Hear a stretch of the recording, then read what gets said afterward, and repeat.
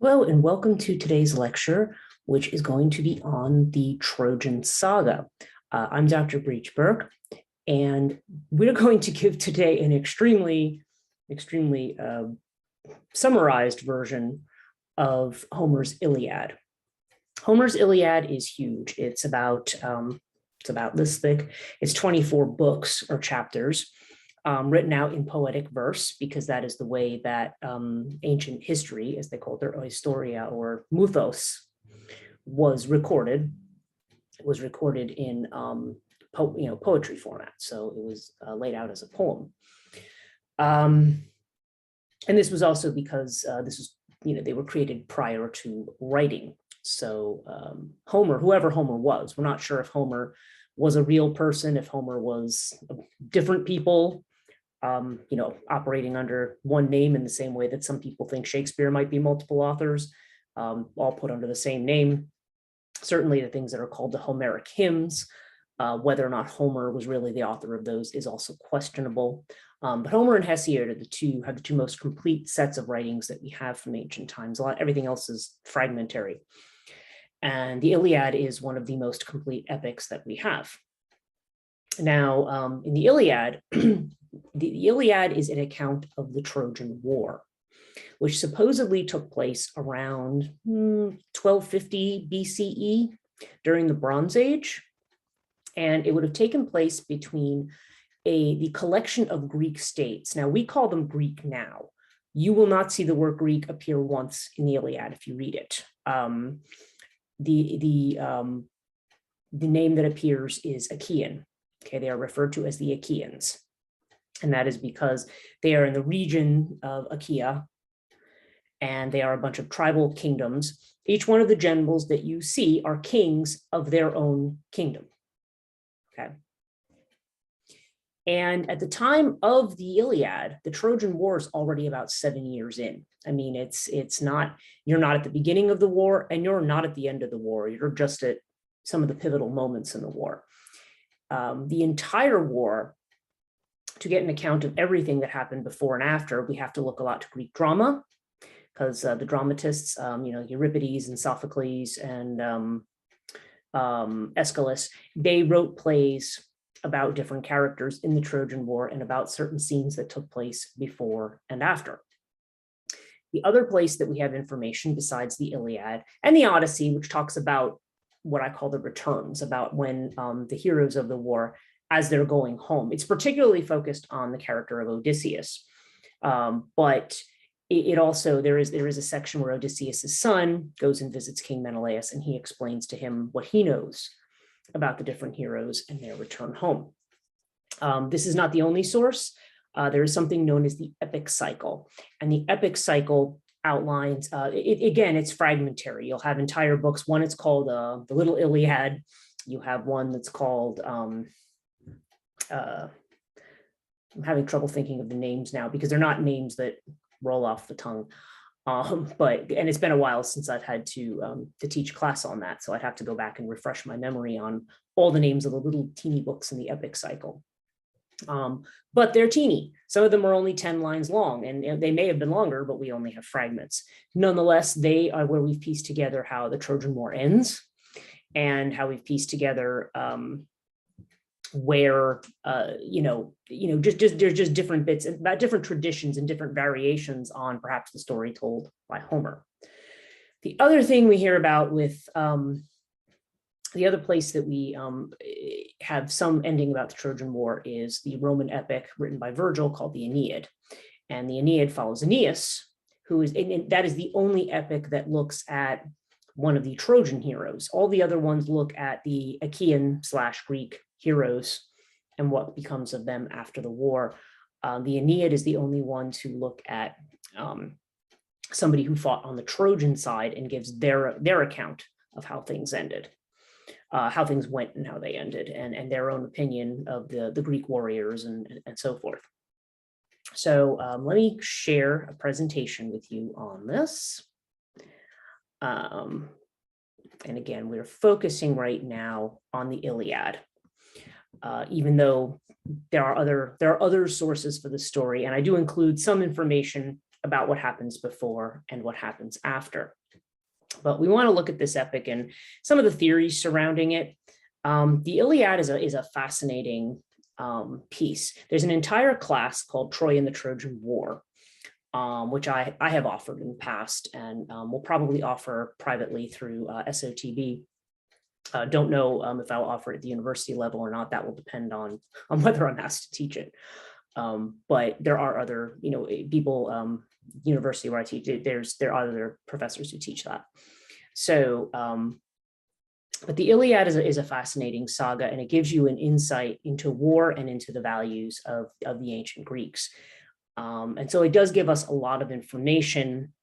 Whether it gives us factual information about a real war or not is difficult to say, but you do get a strong sense of Greek values and Greek perspective on how these things, how they go, how this was interpreted, certainly, at least one interpretation of the war situation, at that time. It does seem, historically speaking, that there was some kind of a war. The Hittites also record it in their ancient texts from around that time. They refer to a place called Walusia, which is actually would translate to roughly to the Greek equivalent of Troy, or Ilium, by the way, which is actually what was actually the real name of Troy. And we'll talk about what the Troy versus Ilium thing is, like why that happens. So let's just jump right in. The first thing I want to talk about are the values of the Achaeans, and I put Greeks in parentheses there because, again, they're referred to as the Achaeans or the Achaean League. They're a collection of tribal kings from various city-states throughout that peninsula. Now, there's two main values that the ancient Greeks had. From all my research, I talk about this in my book, Death and the Maiden. There is the idea of decay or justice. Okay, there's an idea, and the idea of justice then is probably very similar to the ancient Jewish idea with, the eye for an eye that you would see in the Old Testament. The idea is that if you stole someone's property, or you looted, or you burned something down, destroyed it, abducted someone's wife, daughter, son, which by the way would have been regarded as property, especially the women at that time, you were expected to make reparations. In the form of, it could be in the form of gifts or sacrifice. Here I'm going to give you 100 bull and this much grain and so forth, in exchange for having run off with your daughter. There had to be reparations. You see something similar in Ireland with the idea of Brehon law, with the idea that every action requires some kind of a price. You kill somebody's wife, so you owe the landowner 2 cows. I mean, it's a kind of a odd system by our modern thought. But certainly this idea of decay is referred to by Herodotus, who writes one of the first quote unquote Greek histories. And I say that in quotes because it's not necessarily history as we think of it. As I mentioned, Historia is just a story like so-and-so told me this and so-and-so told me that. And in fact, in his story about the Trojan War, when he refers to the Trojan War, he actually refers to another epic called the Argonautica, which is supposed to be even older. The story of, it's often more commonly known as the story of Jason and the Golden Fleece, where Jason runs off with the daughter of King Aedes, Medea. And the idea is that he did not make reparations for Medea being taken, just as Paris did not, make proper reparations. So Paris felt there's some kind of connection between the two that Herodotus mentions. And he says, well, therefore Paris of Troy felt he could take Helen without reparations. But then he ends it with, oh, but I heard that story from the Persians and who knows if it's accurate. So, there are differing views on this, but nonetheless, you have this idea of justice. And even Zeus has this, the idea is that as king of the gods, he's supposed to uphold certain values. He doesn't have to.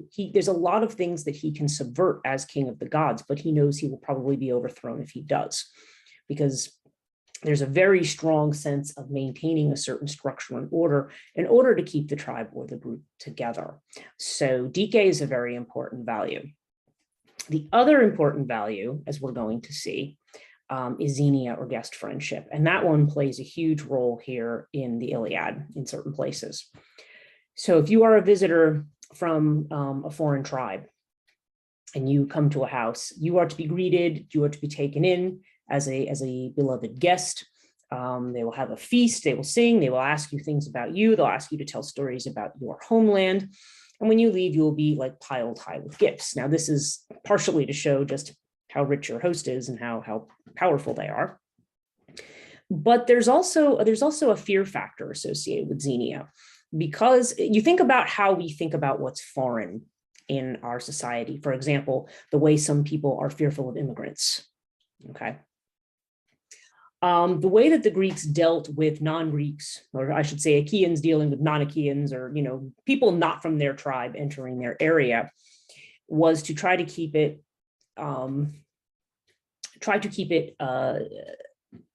more of assuming a friendly rather than a hostile, unless of course they were coming, with spears and swords and ready to like steal your farmland. Generally, if somebody was coming to your door looking for hospitality, you were expected to treat them as an honored guest. And by the way, conversely, the person who is the guest is not to do anything to betray the host. So many horrible things happen in Greek mythology when the host is betrayed. Okay. Somebody comes as a guest and then falls in love with somebody in the house and runs off with them. That's a betrayal of hospitality. Okay. And this idea of guest friendship lasts for generations. So I'm in your land, you greet me with all this and you give me all these gifts. Then someday you're traveling to my land and you knock on my door, I'm expected to reciprocate in kind. Okay. So hospitality is important, even down to Roman times. There's a story, the story of Bacchus and Philemon is a good example of that. You had Jupiter and Mercury going from house to house looking for hospitality, and they had the door slammed in their face. It was only a little poor couple, Bacchus and Philemon, that brought them in and gave them what little hospitality they had. And then they felt, oh, it's not sufficient. These guests are too good for us. And Jupiter and Mercury say, no, you did not violate the rule. So everybody else is flooded out and destroyed for violating xenia. And there's a play connected with the Trojan War called Hecuba. And we'll talk about that one in a minute, but there's a couple of really good examples within the Iliad and in the stories and plays that surround the events of the Trojan War that show how xenia is honored and established, and also how what happens when you violate it. Okay, the gods really get angry, and even enemy warriors get angry if somebody on the other side, if somebody who's technically on their side violates hospitality. It's like, well, I'm leaving you to your fate then because you broke that rule. The rules were very, very important for keeping the kind of structure that they had and keeping everything from erupting into war all the time. Thucydides, who's another historian, had talked about wars that would erupt, and a lot of times they erupted over fertile land. If you happen to be settled on really fertile land, prepare to be at war almost all the time. I said one of the reasons Athens became such a stable city-state was because a lot of parts of it were fairly barren. It was not good land for either feeding livestock or or growing crops or things like that. So if you were on more arid land, you're probably going to be able to stay there without too much opposition. So, all right, so let's talk about the House of Troy, the Kingdom of Troy. So Dardanus is the progenitor of the House of Troy. Okay, and and his son is Tros, and it is from Tros that we get the name Troy. Okay. Now, Tros's children, you see three listed here. You say Ilias, or Ilus, really, Assaracus, and Ganymede. And we talk about what happens to Ganymede, where Zeus finds him to be beautiful and sends an eagle to carry him off. But he does make reparations to Tros. Okay, he follows the rules of DK. Assaracus, we don't hear that much about. We know that married somewhere, they had child Capys, and Capys is the the father of Anchises.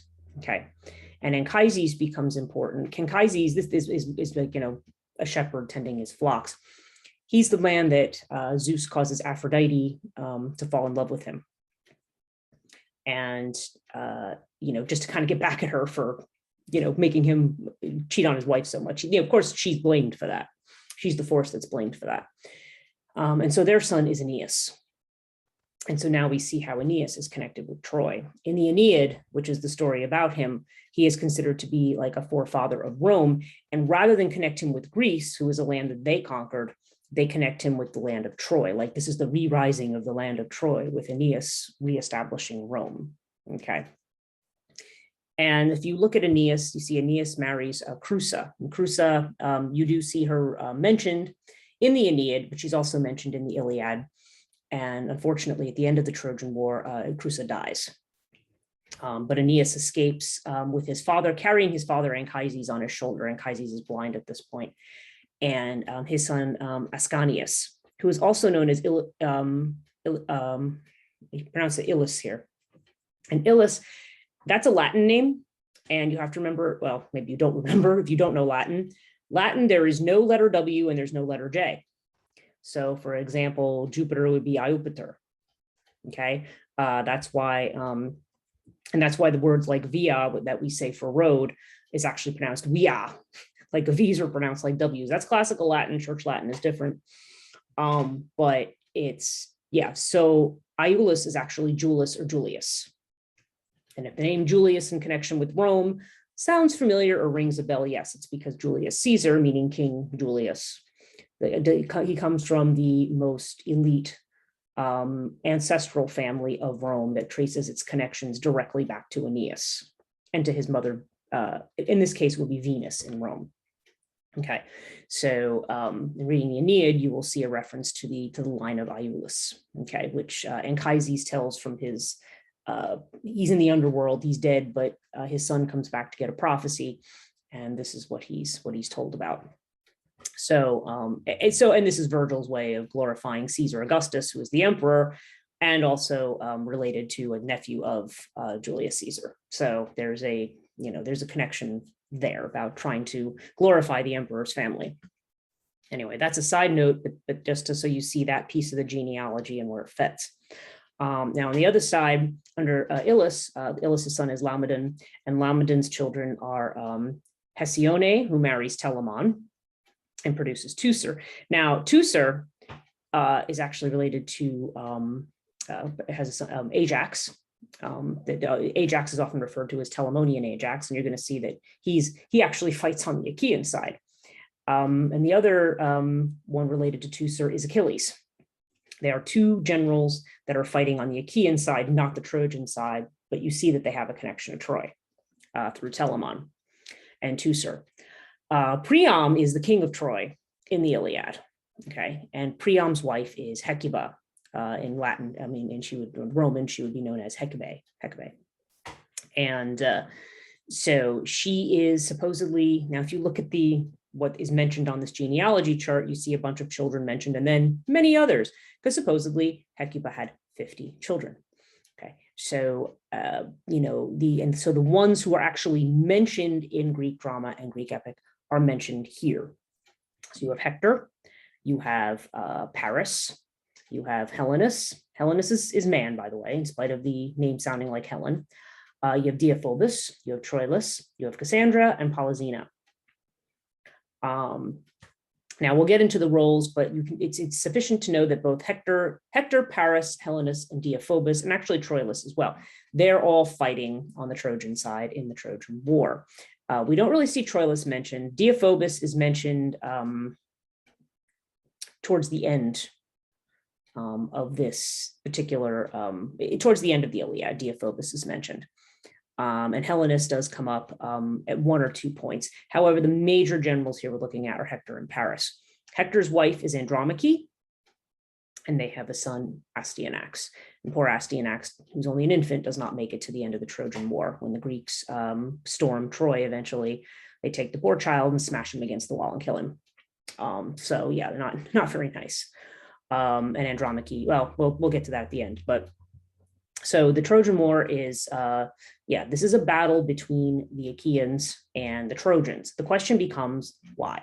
So let's get into it.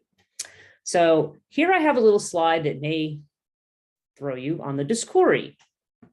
And who are the Discori? Okay, well, they're Castor and Pollux, or Castor and Polydeuces is one of the Greek way of saying the name. And Castor is the mortal son of Tyndareus. And his mother, while pregnant, was seduced by Zeus and thus ended up having a twin brother, Polydeuces, who's one's mortal and one's immortal.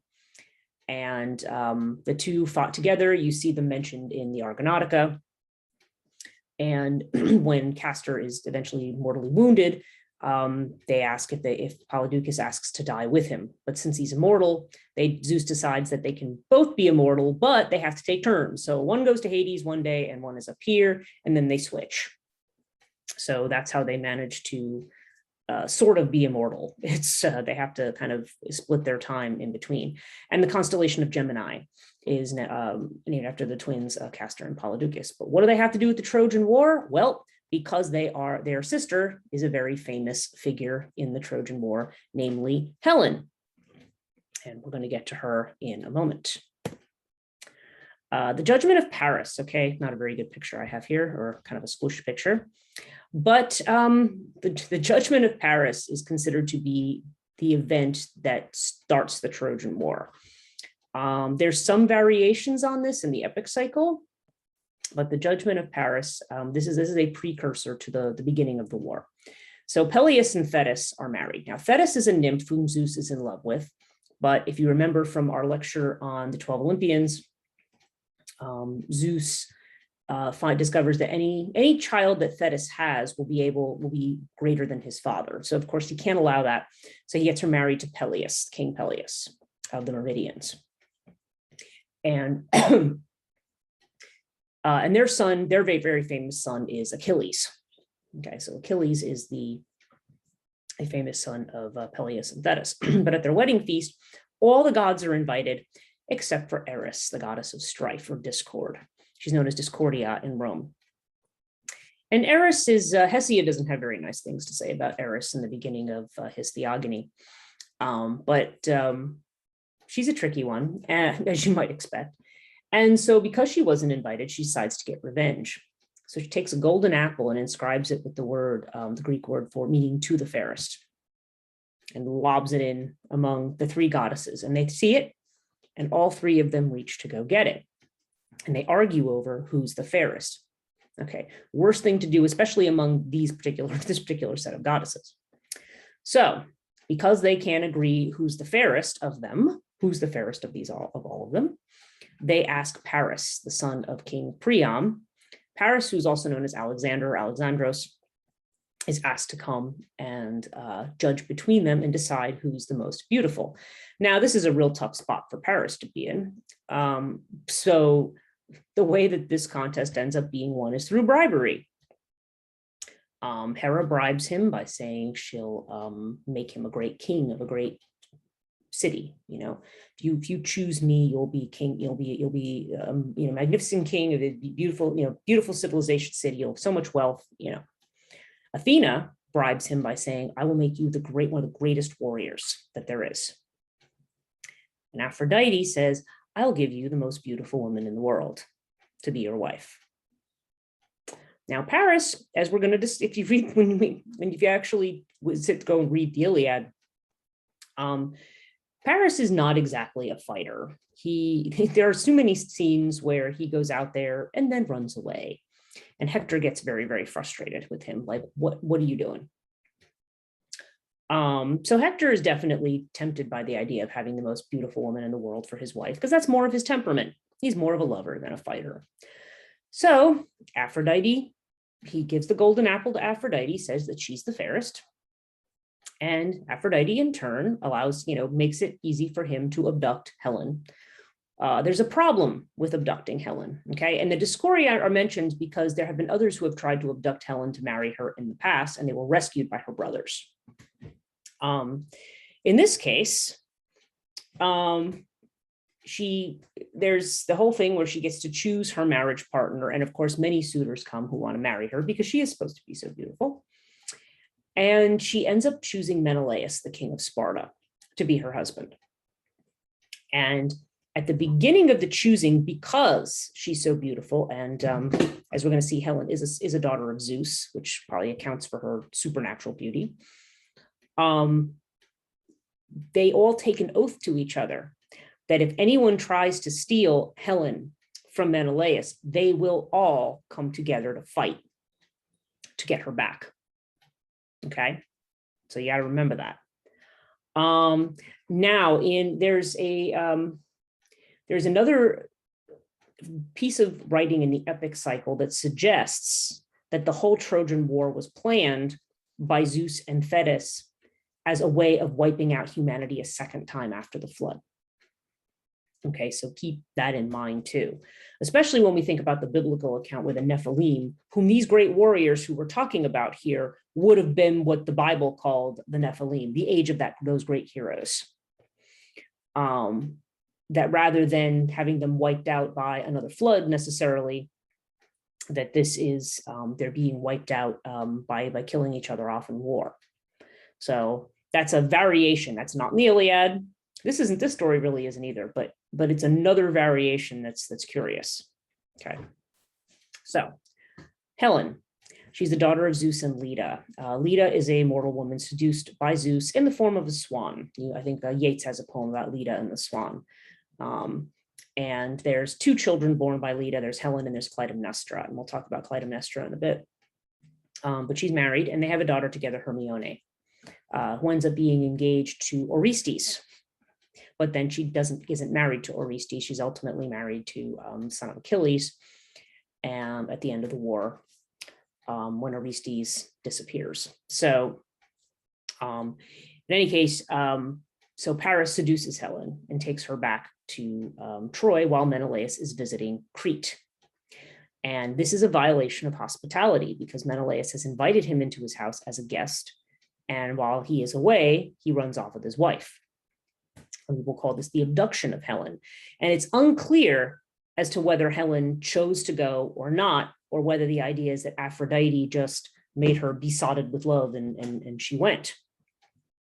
But the Trojan War starts over this event because remember, all these warriors, these tribal kings, are bound to help Menelaus get his wife back. Okay, so that's where this supposedly all starts. And she's often referred to as Helen of Troy.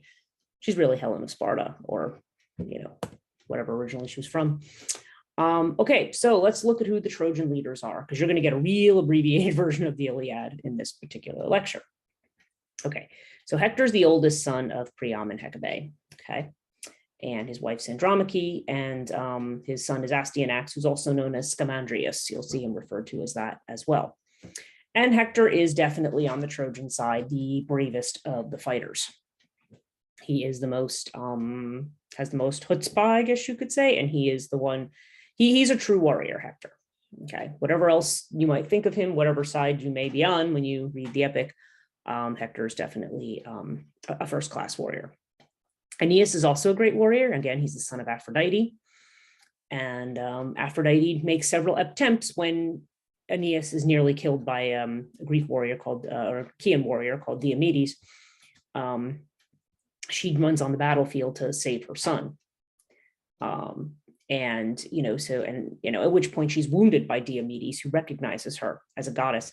And when he hits her in the hand, what happens is gods don't have real blood. They have something called ichor, I-C-H-O-R, which is like a substance that comes out that shows that they're immortal and that they're not mortal. And he says to her, "Get off the battlefield, woman," which sounds very incredibly sexist, and it is. But Aphrodite that's not her role. She makes war in a different way. So she, of course, runs back crying, to Zeus, and Zeus says, and to her mother. That's where Dione is mentioned as her mother. And they said, you know what, you really need to let your son do his own thing and not get involved. But Aphrodite does not forget, because when Diomedes returns home after his done with the war, he finds that he's sort of been kicked out and his wife has been picked up with another man. That's how Aphrodite gets back at people. Okay, so there's Aeneas. But Aeneas is her son, and eventually, he's the one who goes off to found what later becomes is first called Alba Longa, and then later is connected with Rome. Okay, so Paris, we've just talked about him, also known as Alexander Alexandros. You'll see him referred to as in the epic.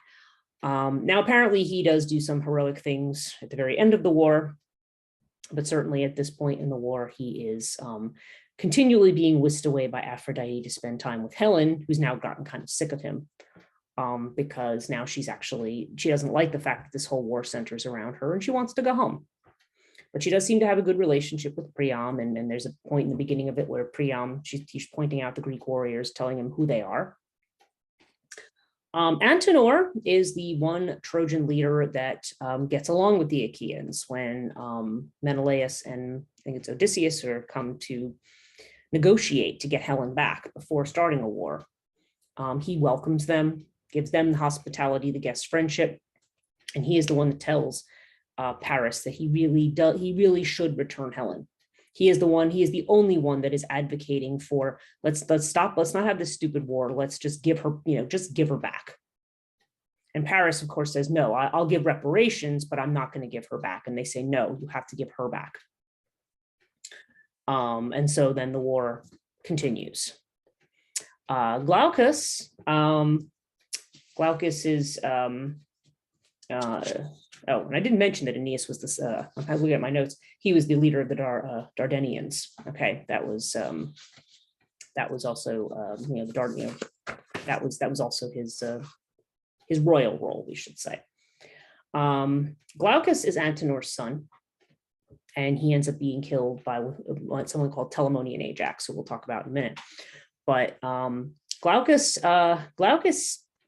he's the one, when he encounters Diomedes on the battlefield, he's wearing gold armor. And Diomedes looks at him, he's like, am I looking at a god or a person? Like, do humans wear gold armor? Because usually armor is made out of bronze. And so he ends up exchanging armor with Glaucus because Diomedes remembers that his grandfather hosted Glaucus's grandfather.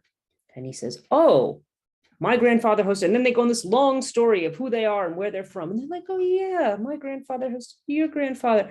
Let's not fight and just exchange gifts. And it literally happens. Of course, I think Diomedes gets the better end of the deal, walking away with some gold armor, but they just say, yeah, we're not going to fight. We're guest friendship, buddy.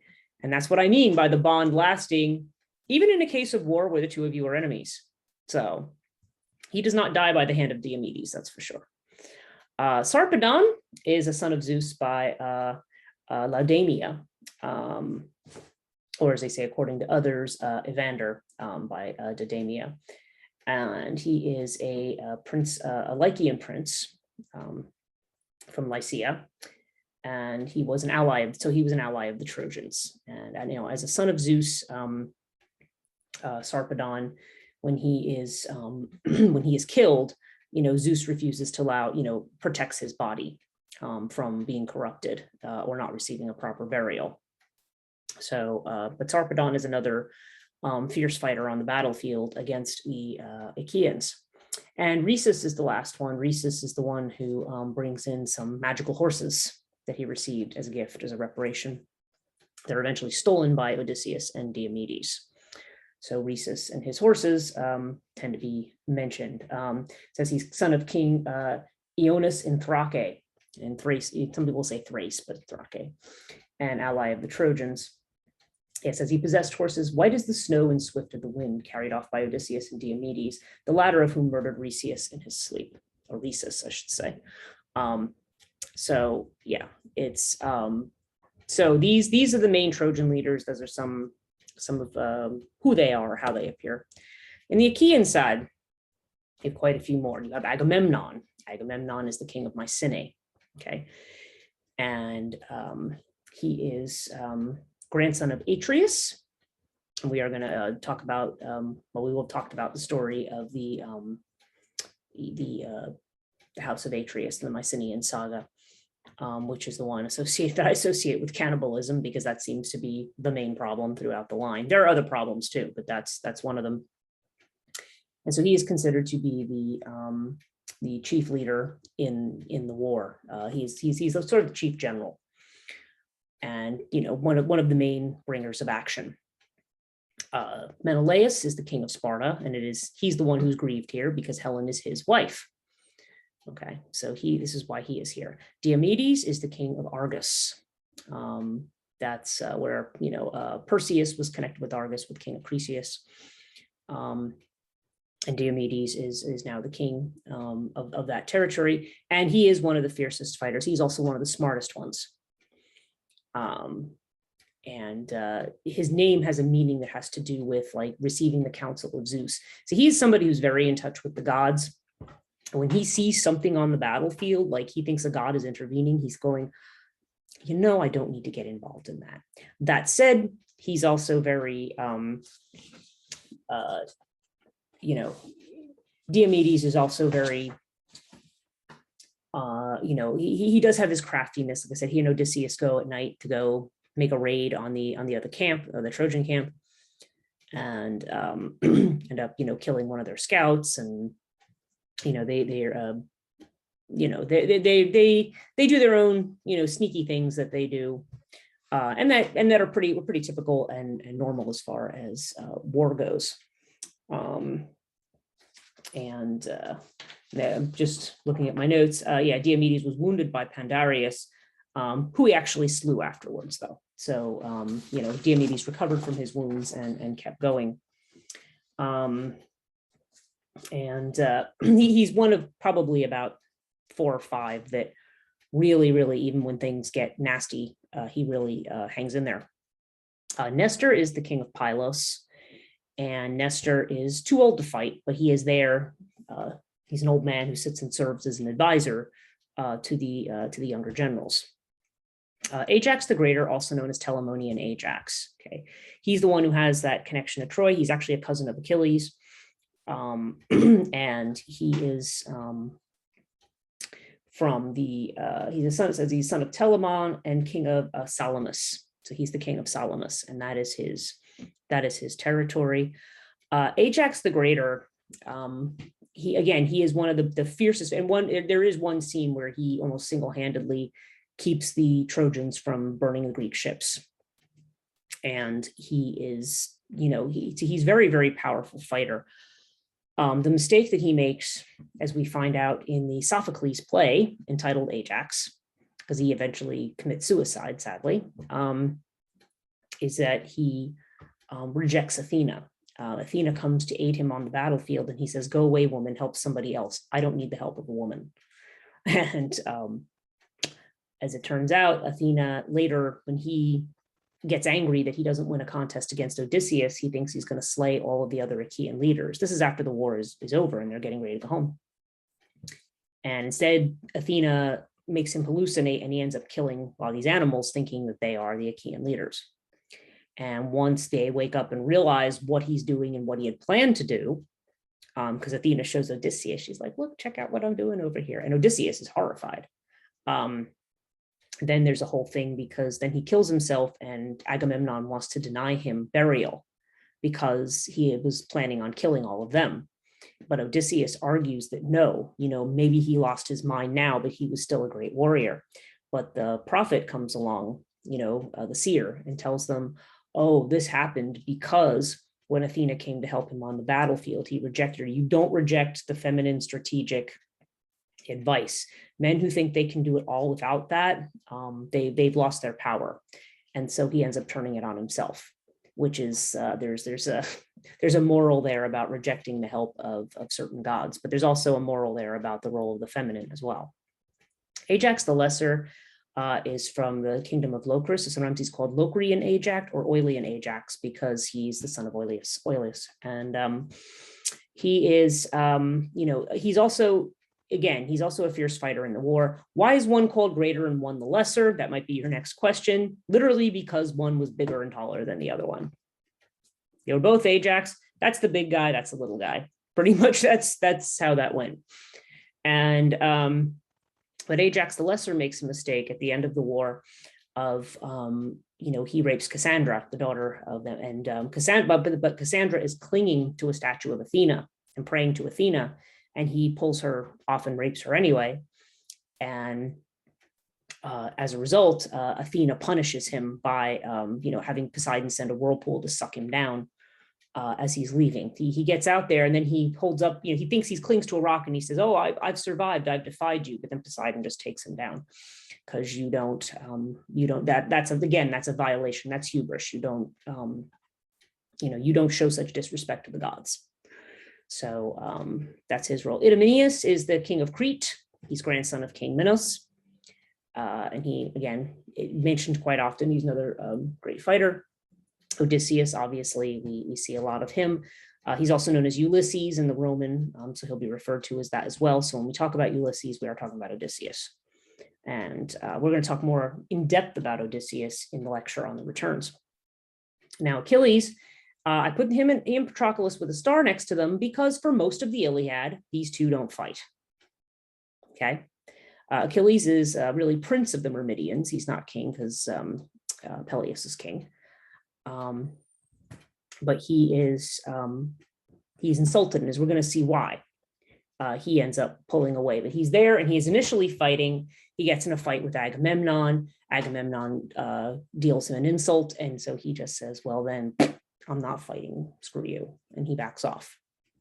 And and there's a little agreement between Thetis and Zeus that the Greeks, or the Achaeans, I should say, will not win until proper reparation is paid to Achilles for the insult. But Patroclus, who's actually is there with Achilles and is like Achilles' best friend. Some people try to interpret them as gay lovers. I don't know that that's the case. As it was explained, there's a book called Achilles in Vietnam that's really, really good about connecting Vietnam vets with PTSD, and using the Trojan War and the Iliad as a kind of therapy, because the warriors can relate to the emotions of the different warriors in there. And they said, no, it's not uncommon to have like a male friend who you are in the army with or whatever, who you like almost love more than your own wife, and but it's not a sexual love. It's that bond that comes from being in war together. So that's probably more what Patroclus was to Achilles. But Zeus deems that in order for Achilles to be, Patroclus has to die. And when Patroclus dies, Achilles is so angry because the Trojans kill him and they try to get his body. And then there's a whole fight to get the body back to be properly buried. Achilles is just, he just, first he's bereft with grief, but then he is just enraged and he goes out and he becomes a killing machine. So it's, so Patroclus does play a pivotal role. And Patroclus goes onto the battlefield before Achilles because he feels terrible for the Achaeans. He sees them getting their butts kicked like left and right. So he goes out to help. Okay, so let's back up. Okay, so what gets us to some of the events that happened during and after the war? Well, we talked about the judgment of Paris. Now let's talk about Iphigenia. Okay, Iphigenia is the daughter of Agamemnon, king of Mycenae, and his wife Clytemnestra, who's the other daughter of Leda, so Helen's sister. Agamemnon manages to offend Artemis. So Artemis, and they're not actually in Troy at this point. They're waiting to sail to Troy from where they are, the port they're at. And by the way, the drama of this is covered in a play called Iphigenia at Aulis. And so she sends unfavorable winds. So they're just sitting there for days. They can't move forward. So they bring the prophet in, the seer, who tells them, well, you've offended Artemis, and now one of you has to sacrifice your daughter to Artemis. Now that's quite a tall order because human sacrifice is not a thing in Greece. It's really, it's more than frowned upon, okay? It is totally not a thing. So then the question becomes, okay, so who's going to do it? So Agamemnon has Clytemnestra send his daughter Iphigenia on the pretext that she's going to marry Achilles. So they come, they're all prepared for a wedding, and then instead he sacrifices her. Now, there are three different accounts in both in the epic cycle and in the Aethiopius. That's one of the books of the epic cycle. Now I knew I'd remember it. There are three different accounts. There's one from Hesiod. There's one that's mentioned in that play, and then there's and then who I think, I'm trying to remember if it was Euripides that did that one. I want to say that it was, but Iphigenia. So, and then there's a third version. There's different versions of the Iphigenia story with three different outcomes. One, she's actually sacrificed, she's dead. Another, Artemis whisks her away at the last minute and gives them a deer to sacrifice instead. Either way, Artemis is taken. The third version from Hesiod, Iphigenia becomes the goddess Hecate. Make of that what you will. On my podcast on Hecate, I talk about Iphigenia as Hecate, and it's there's some reasons why that might have been a thing. Just as Hecuba, the wife of Priam, becomes one of Hecate's dogs. That's a separate subject. I know, just a little teaser there. That's a separate subject, but that might be one that could be a rabbit hole one could easily go down. In any case, Iphigenia is no longer with her mother, and Clytemnestra does not forgive him for this, which is the reason when he comes back that she plots with his half brother Aegisthus and then murders him. So we'll talk a bit about that, but so that's a precursor story. So of course, once the sacrifice takes place, the winds are favorable and they can get to Troy, and then the events that we see in the Iliad take place. So let's talk about Achilles for a minute. Again, as I mentioned, prince of the Myrmidons, son of Peleus and Thetis. Now, the reason he refuses to go to war, right in book 1 of the Iliad, there's a plague that's been sent on the group by Apollo. As I mentioned, Apollo is the bringer of plagues. And what's happened is, as frequently as spoils of war, not only do they take material goods, but they take the women as their concubines. Okay. And Agamemnon has a concubine called Chryseis is her name. Okay. And her father is a priest of Apollo. And he comes to the campsite with, huge reparations, saying, please just take these gifts and give me my daughter back. It's a ransom. Agamemnon sends him away. He refuses him. So her father prays to Apollo, and Apollo sends a plague because, the father was prepared to make reparations to get his daughter back, and he was refused. So now a fight erupts because they need to get this plague off of their people. The only way they can do this is by releasing Chryseis to her father. And Achilles tells him, you should do this. This is what we need to do to move ahead. And Agamemnon gets angry at him and says, if I release her, I'm taking your concubine. And Achilles' concubine is Briseis.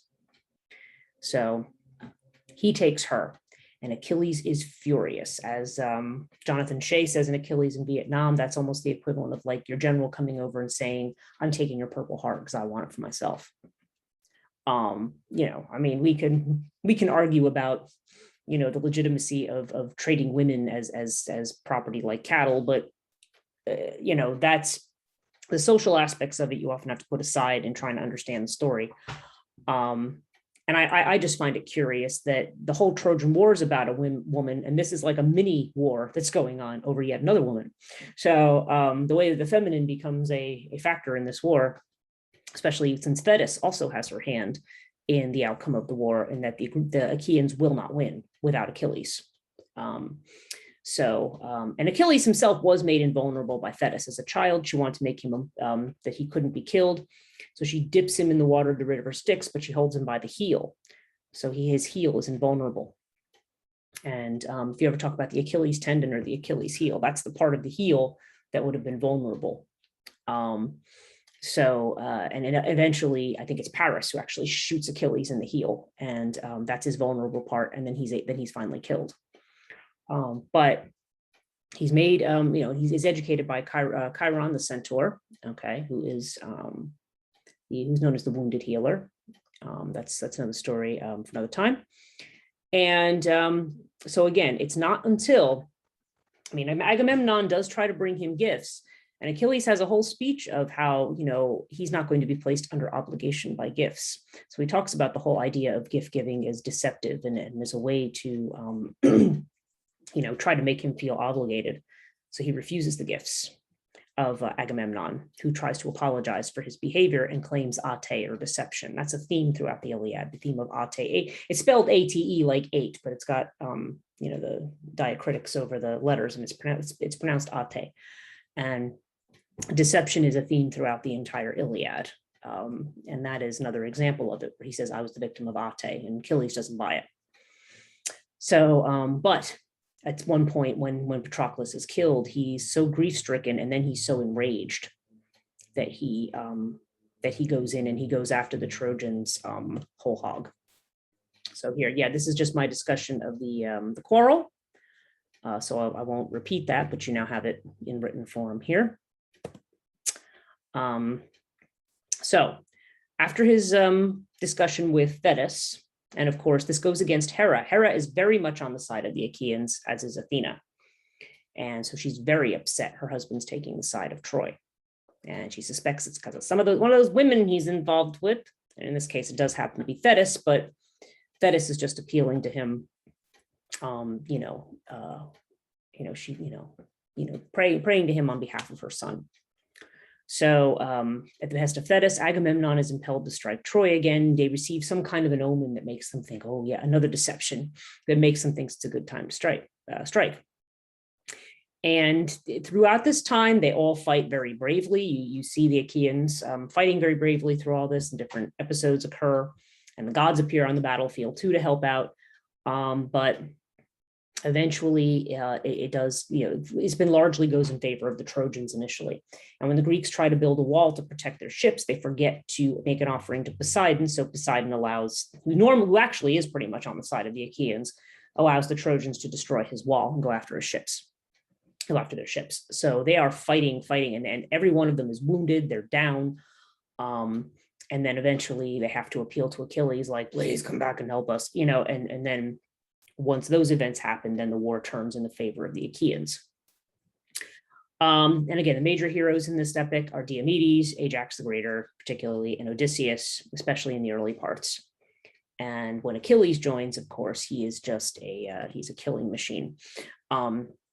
And there's one book, The Wrath of Achilles. There's one book after he receives because his armor was taken from him. Patroclus had been wearing his armor, and Hector takes Achilles' armor. That's the thing that gets him really mad. It's like, seeing Hector in his armor. So Hephaestus, the craftsman of the gods, makes Achilles a whole new shield instead of armor. And when he goes, Athena puts this aura onto him, and he gives out this war cry, and the Trojans are shaking in their boots because they know he's back. And when he kills so many, and they get so many omens that they should just give up. And Hector's like, no, I'm not giving up. I've had enough omens, hell with them, heck with you and your omens. He has a whole speech about that. And they end up killing so many Trojans that the river piles up, the Scamander River piles up with bodies. And the river is begging Achilles to stop choking him up with dead bodies. And then eventually he tries to flood the river, and Athena tells Hephaestus to send fire down from the sky. So you've got this fire, you've got these bodies, blood. I'm surprised nobody's made a movie out of this. It's just an absolute conflagration of bodies burning, the river choking up, even I'm choking up. Just allergies, but there's all of this choking, and eventually the river god backs down. He's like, okay, it just because Hera has made her displeasure known, and then she tells Hephaestus, okay, stop. But the image of the fire, it's really meant to be. There's also a metaphor there for just how inflamed and how angry Achilles is in fighting this. He's just and it's not necessarily the best look, but it does. It's the way in which our emotions can cause us to move to things that are excesses of violence and things like that. The whole Wrath of Achilles is a whole separate subject. Again, more for the Troy and the Trojan War class, but this is something that's it becomes almost like an exciting, moving towards the end of this saga. And so finally, he has a final battle with Hector, and Deiphobus is involved somehow. There's a trick that's played, and it's weird because I want to say, I'm trying to think if it's Apollo who plays the trick, but one of the gods creates a trick so that Hector thinks Deiphobus is calling for him. I think that's how it worked. And then instead he comes face to face with Achilles, and Achilles kills him and then takes Hector's body and puts it on the back of his chariot and drags it in circles. And that's to get back at him for killing Patroclus, because Hector is the one who kills Patroclus, and just drags him around. And even the Achaeans are horrified. They're like, you really shouldn't do that. And finally the gods go to him and tell him stop. But they have Hector's body in their camp, and King Priam, Hermaeus, the god, he sent the messenger and says, we're going to go and meet with Achilles. And and Achilles at this point, it's kind of a very touching final chapter, because both Priam and Achilles are weeping over the losses together, and they're enemies. And Achilles has killed so many of Priam's subjects, his family, but somehow they come to this moment and Achilles allows the body to be taken home for proper burial. And that's how the Iliad ends. And then the rest of the story is told afterwards. Now, I mentioned the role of the gods earlier. I'm mentioning it again here. You see Zeus, who favors the Trojans until Achilles is avenged, but then he demands the death of Patroclus. Athena and Hera always favor the Greeks, and they do whatever it is, even if it's, in Hera's case, even if she defies Zeus, to try to intervene in spite of the orders not to do so. She nearly gets herself into hot water a few times with him. And Poseidon, like I said, largely favors the Greeks, except the time they build that wall and don't make proper sacrifice to him. Apollo pretty much favors the Trojans through the whole thing, and Aphrodite does as well, I should note, because her son is Aeneas, and he's fighting on the Trojan side. So Aphrodite puts her efforts against the Achaeans and towards the Trojans. And at one point, there's actually a scene where all the gods get into a free-for-all on the battlefield, and that is the scene in which Athena and Ares, the war goddess and the war god, fight each other, and Athena kicks the you-know-what out of Ares, and Ares goes running back to Zeus going, why don't you control that daughter of yours? And that's when Zeus turns around and has a speech of, get out of my sight and I hate you, and I'd throw you in Tartarus if you weren't my son. I mean, he lets Ares know how much he despises him because of what he represents. But he's the brute force in war, and Athena is the strategist.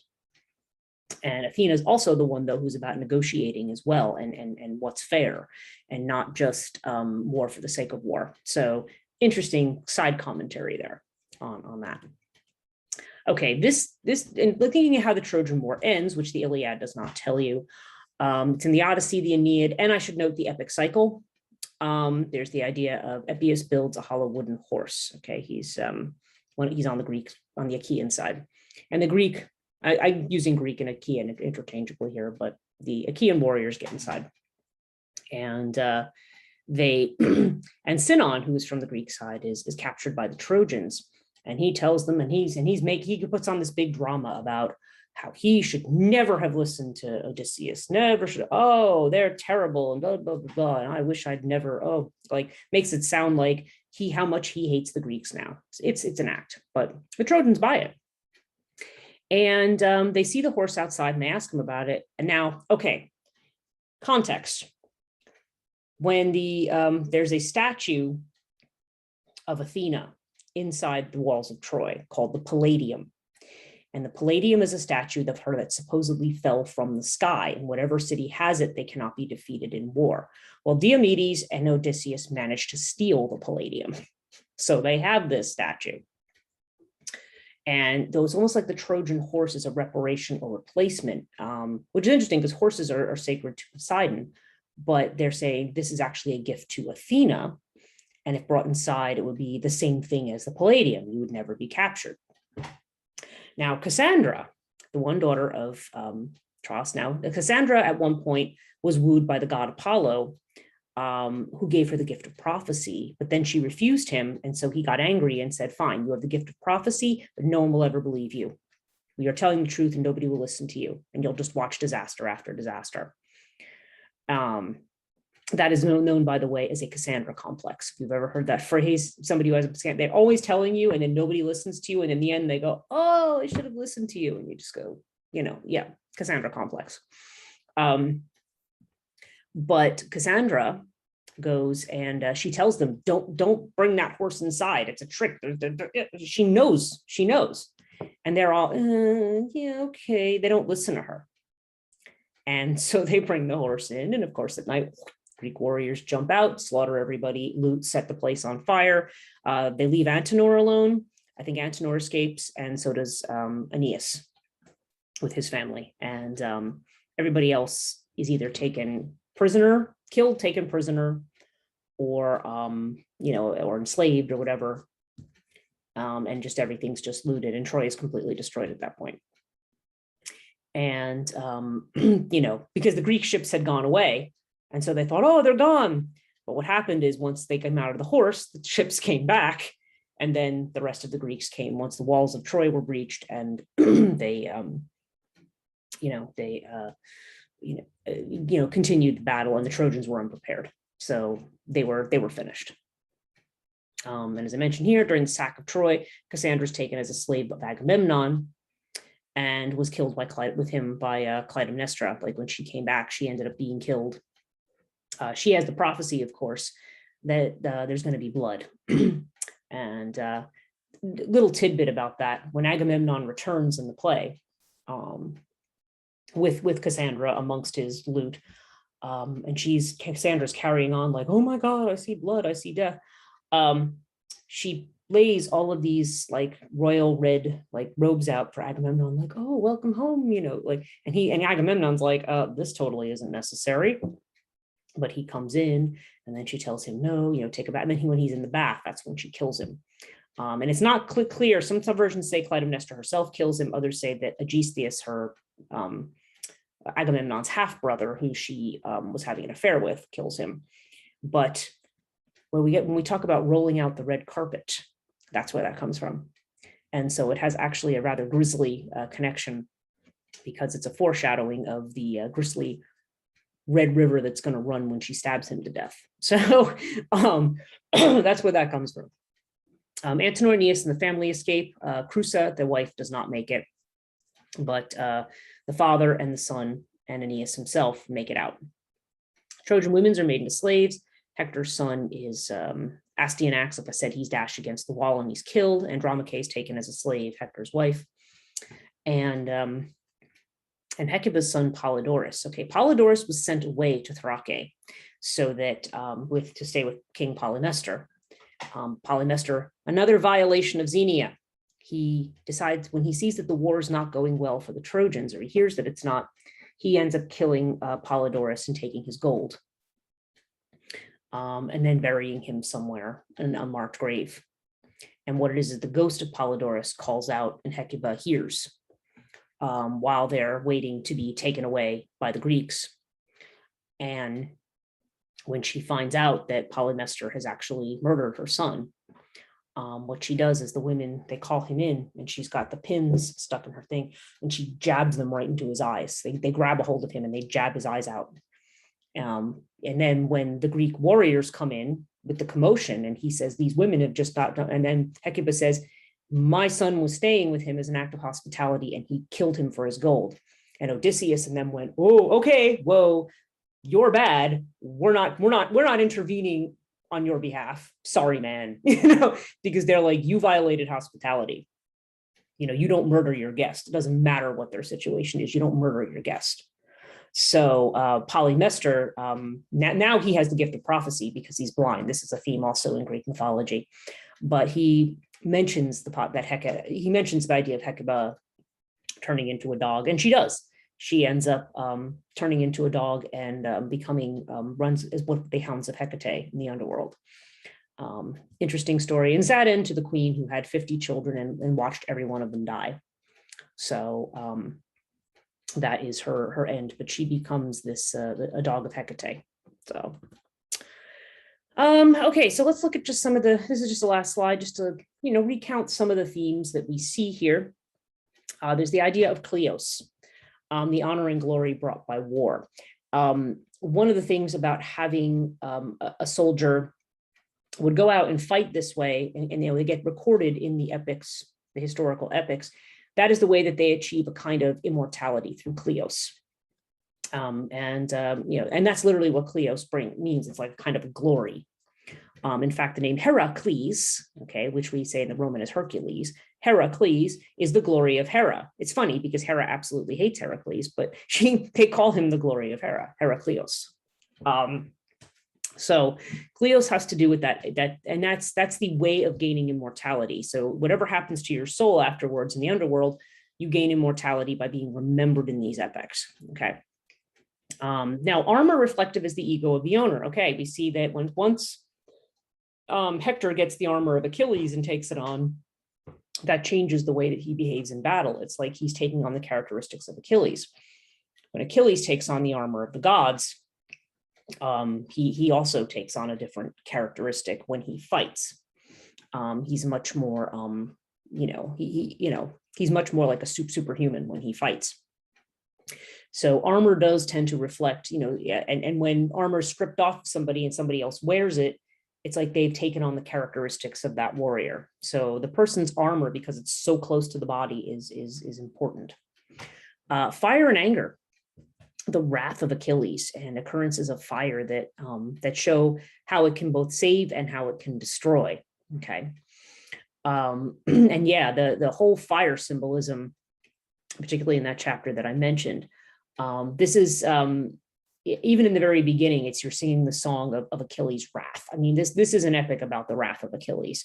In the beginning, when he pulls away and he's passive wrath versus his active wrath. Okay, and how both are equally destructive. So that is a common theme of the Iliad. I mentioned this sort of as a reflection and an afterthought, this last point about Julian Jaynes and bicameralism. And I want to read to you what I have about that, which is not very much, but okay.